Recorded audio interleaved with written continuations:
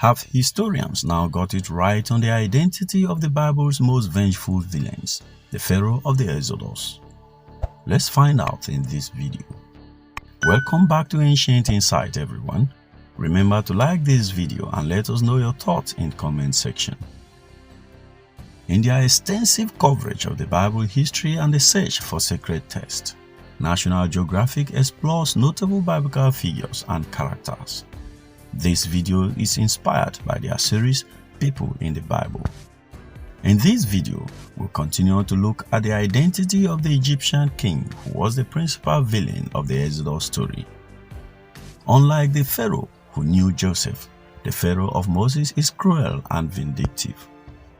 When Moses asked him to release the people of Israel from captivity and slavery, Exodus chapter 5 verse 7 to 8 says, Pharaoh makes the slaves work harder, depriving them of straw to make sun-dried mud bricks, even though the daily quota of finished bricks must remain the same. The identity of Pharaoh in the Moses story has been much debated, but many scholars are inclined to accept that Exodus has King Ramesses II in mind. The Bible confirms that the Israelites were to build supply cities Pithom and Ramses for Pharaoh. Egyptian records confirm that the kings of the 19th dynasty, who lived about 1293 to 1185 BC, launched a major military campaign in the Levant. As part of this effort, King Seti I, about 1290 to 1279 BC, built a new garrison city, which his successor Ramesses II later called Pi-Ramesses.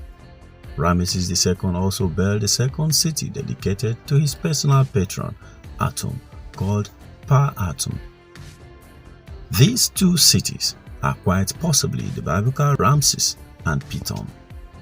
The Egyptian origin of the story is also emphasized by the name of Moses. The book of Exodus says that his name is derived from the Hebrew verb Moshe, which means to draw out.